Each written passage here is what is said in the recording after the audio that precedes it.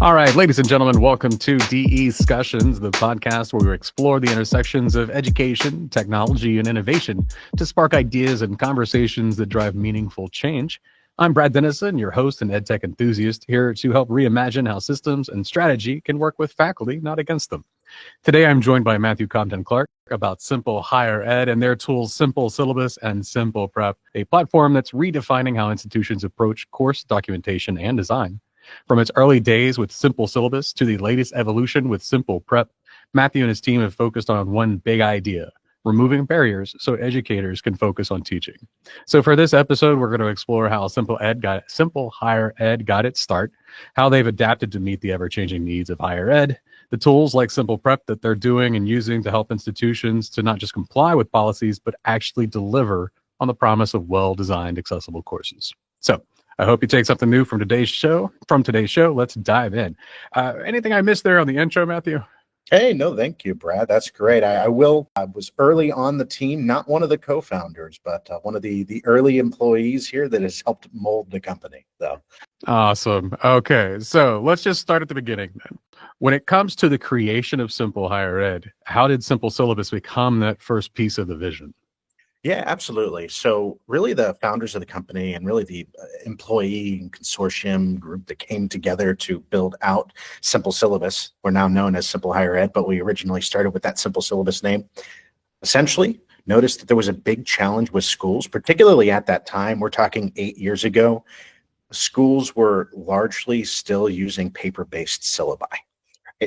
We live in a post-COVID era, or at least now that the pandemic has happened, a lot of the world is digital. We live increasingly in a digital realm. But at that time, syllabi were really paper-based still.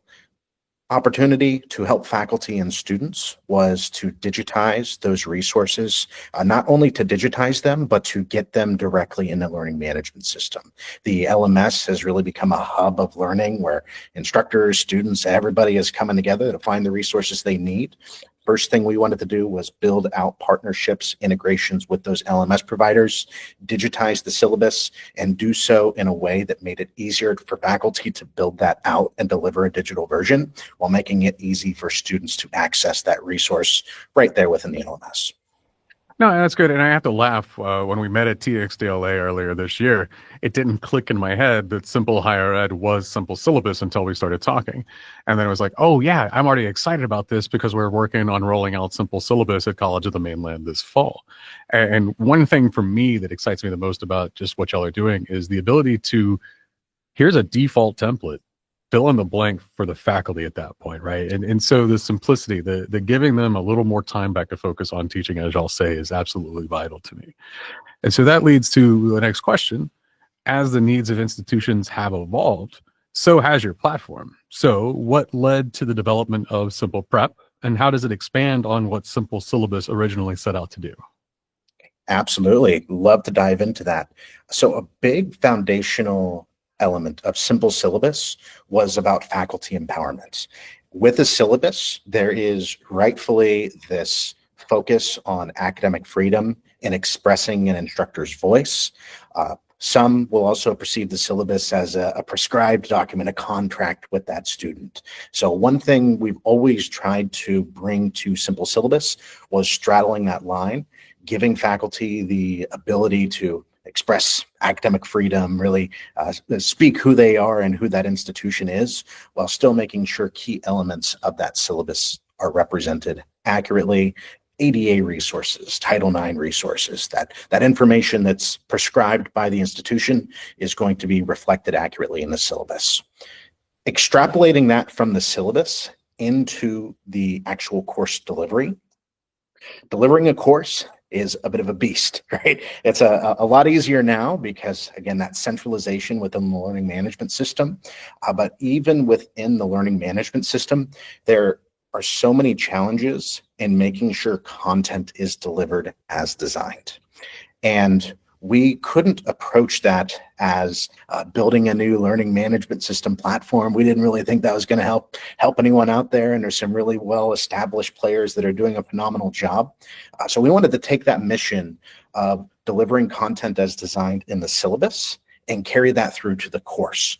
So enters simple prep, where the emphasis is in allowing schools to build up scaffolding, these plans and validations that ensure all of that content being delivered to instructors is correct, is accurate, is up to date. So when they get into their course, they can rest assured they're not going to have all of those last minute changes and validating that the discussions are set up correctly, or validating that assignments have carried forward from a blueprint and they're not out of date and need to be changed suddenly. So carrying that mission, that vision, simplifying the syllabus, consistency in the syllabus, delivering that through a course, but by leveraging integrations and partnerships with those existing providers rather than having a whole new ecosystem or platform. I like it. And to help me and to help the listeners here better understand Simple Prep, let's try and frame it around, let's make up an imaginary project. Let's say one of our departments, our nursing department, came to us and they wanted to work on consistent templating across all nursing course shells. That could be done in LMS, right?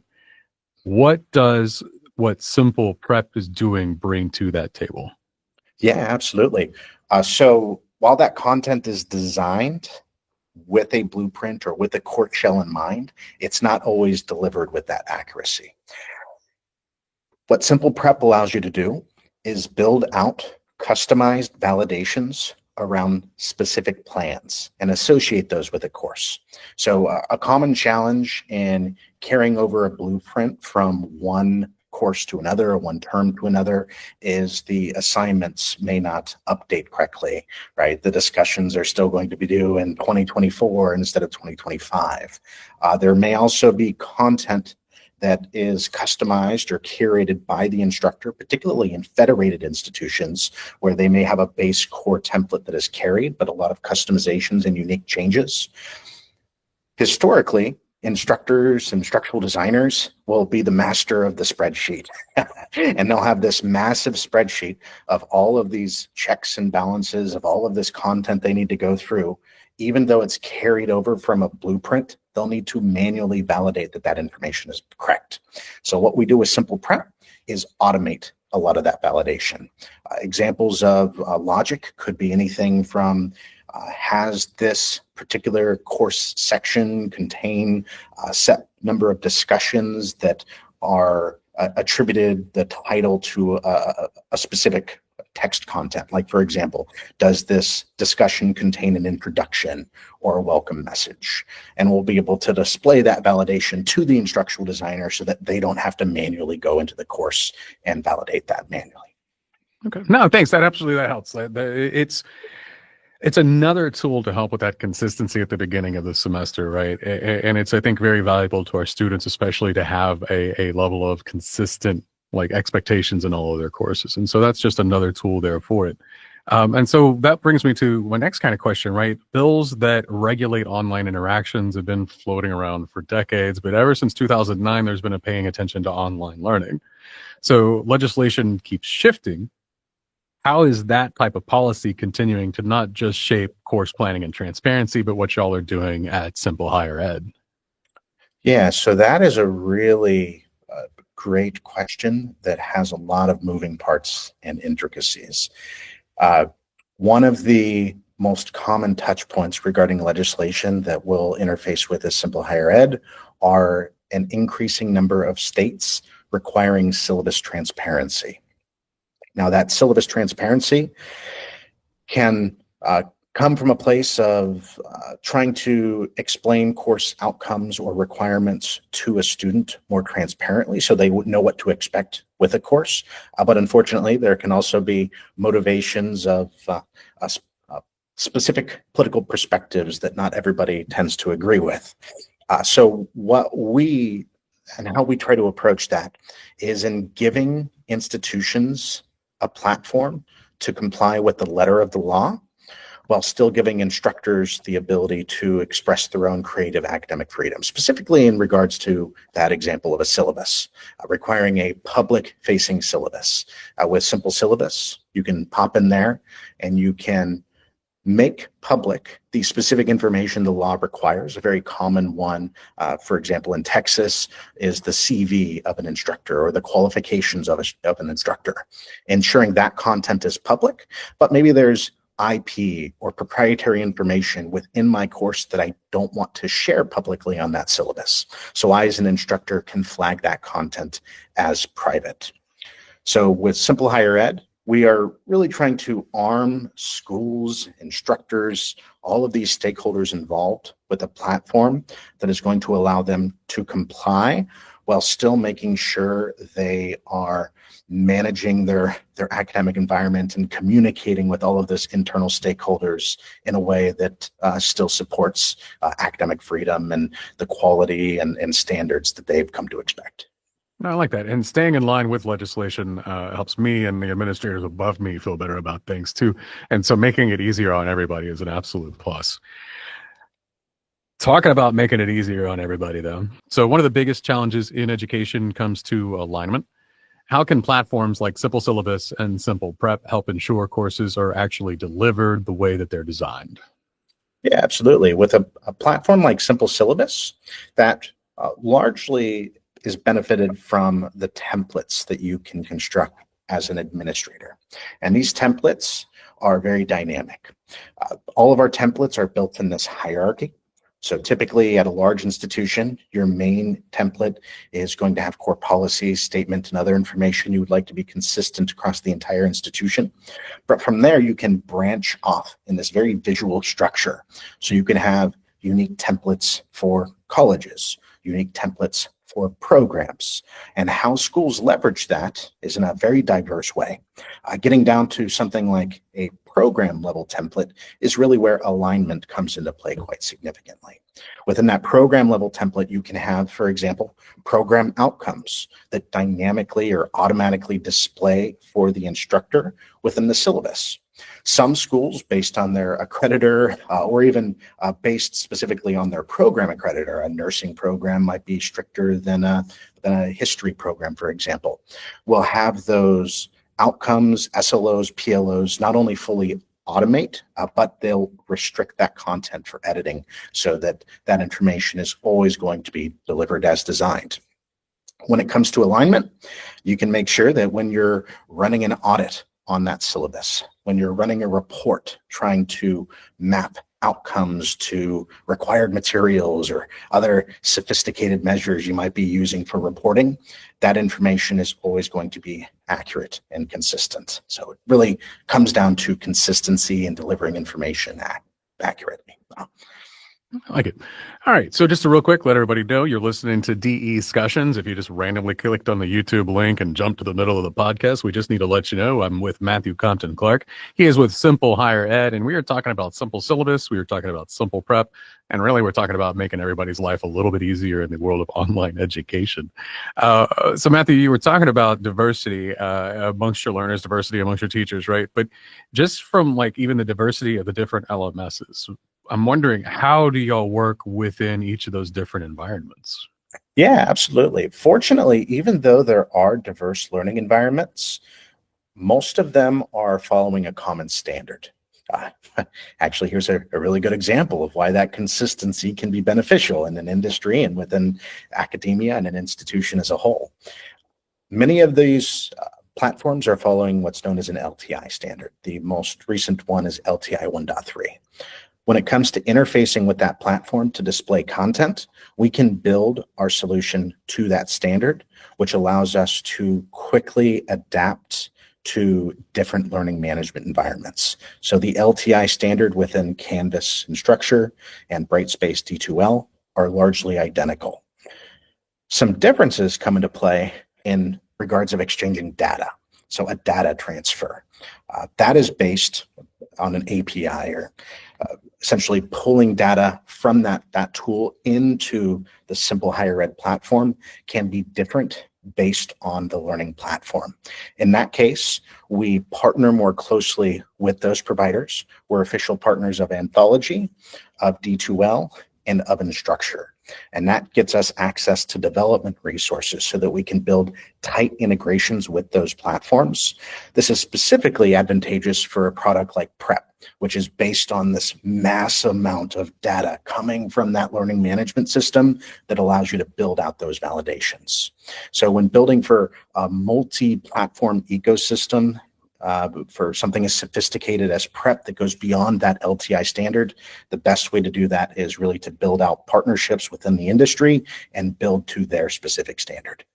Oh, that's fantastic. The number of times in the department we make a joke about a great idea for integrating into an LMS. I know a lot of people have that kind of idea, but they've never thought about how to go about it. So that was just a really nice, easy answer to get people started. So thank you. And I do secretly hope that eventually I'm going to be one of those ones that develops a genius idea that is going to be then training to faculty. And we know that faculty, they have a lot on their plate. And so sometimes new tool adoption can be a bit of a hurdle. So what's been y'all's approach to helping educators see the value in these systems rather than viewing them as just another compliancy task? What's really interesting about how we approach and work with schools is our users to those decision makers is inverted. Now, what I mean by that is 98% of the user base, that's not a precise number, this is a number I'm pulling off the top of my head, 98% of the users in simple higher ed platforms are students. We've run audits, and it turns out we work with over 5 million students on an annual basis. Above that are going to be the instructors. That represents most of that remaining 2%. Those are the individuals going in, building out syllabi. Instructional designers are among them, depending on the school. A fraction of a percent are the administrative team that are coming in, running reports, and pulling that information out. So when working and developing and building a platform, we want to first make sure the student experience is going to be as great as it can be, then focus on that instructor experience, finally culminating with the administrative experience. But when building out these tools, we, of course, really need to consider how the administrative team is going to be interfacing with the platform, because ultimately they're going to be the decision maker deciding that this sort of ecosystem or this sort of platform is going to be approachable for everybody. Key to how we design is using, as you would expect, universal design practices, the latest and the greatest accessibility practices. And because we're focused keenly on higher ed, we take that accessibility a lot more seriously than you might find with other platform providers. So a really good example of this. In many ways, simple prep accomplishes what you might find in a really sophisticated Airtable, if you're familiar with the platform. Smartsheets is another example, or even an Excel spreadsheet. Those platforms actually aren't built to the latest and greatest WCAG 2.2 standard, right? They're not fully accessible. So not only when we're approaching building a sophisticated platform like this, are we needing to consider those integrations and that other content and the usability, but we need to consider accessibility and how everybody can have an equitable experience at the core of that platform. So a lot of different considerations in bringing that information all together to make sure that we have an easy to use faculty and student experience predominantly. I want to focus a little bit on the student side of it, because that is, that a majority, a large percentage, right? Whether it's 98, 97, whatever it is, it's using that platform for you. Their experience is first and foremost. And so I think that one thing higher education has learned over the last 5 years is to start mimicking the user interfaces of what we see on social media and what we see on the internet, and when it comes to like scrollable content. And so how do y'all take that into consideration with the student experience regarding just how the internet evolves and how trends change and what works and what doesn't work on something that evolves so quickly? Yeah, certainly.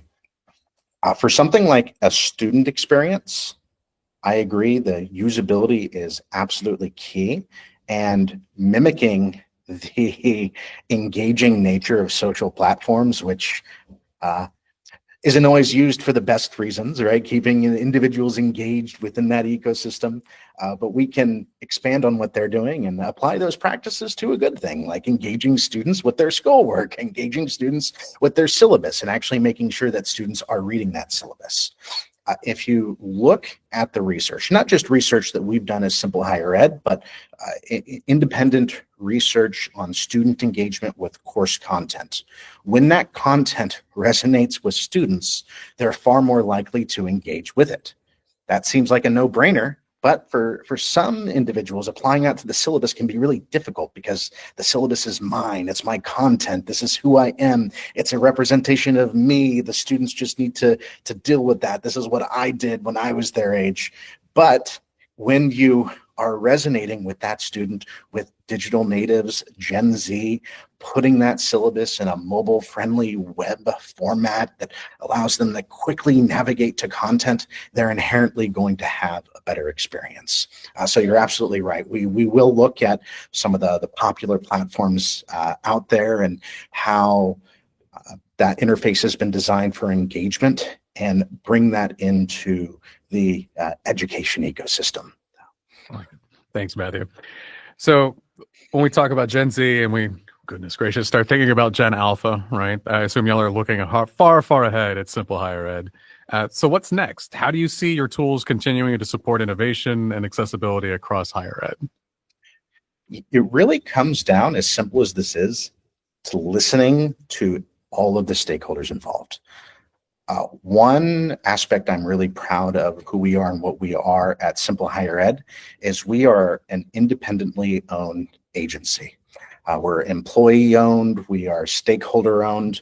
We don't have to speak to external private equity investors or external stock market pressures. We have a vision for the company and how we're building the product that is driven by a core leadership team, the employees, and most importantly, those clients that are actually using the platform, whether that be the students, the instructors, or the administrative team. We want to listen to their feedback and be guided by them rather than XYZ profit shareholder motivation that can be not necessarily aligned with what the best intentions are of the user base. So what's next for us? Really simple prep, just recently launched. So we're all in on making sure that this launch is successful. We are building out a cohort, extending that cohort of individuals, early adopters that are using the platform, listening to their feedback, incorporating that into the platform, but doing so in such a way that does not undermine all of the great progress we want to continue to make to Simple Syllabus. There's still a lot that we can do with syllabus technology. As niche as that is, you got to consider the syllabus is a culmination of information from dozens of different stakeholders on campus, a lot of information in that syllabus. So we want to continue to cultivate that syllabus experience, make it the best it can be while extending that mission and the values we bring to delivering high quality course content within and outside of the learning management system. Fantastic, Matthew. So before we wrap up, is there anything you'd like to add? Anything I missed? I think you did a great summary of who we are and what we do. Again, we're a passionate team of educators, of individuals who really want to make a positive difference in education. I myself come from a nonprofit background. So really if I could deliver one message, it's that we're in this for the right reasons. We want to be successful in what we do. And most importantly, we want all of the students and instructors and individuals who are interfacing with our technology to be successful as well.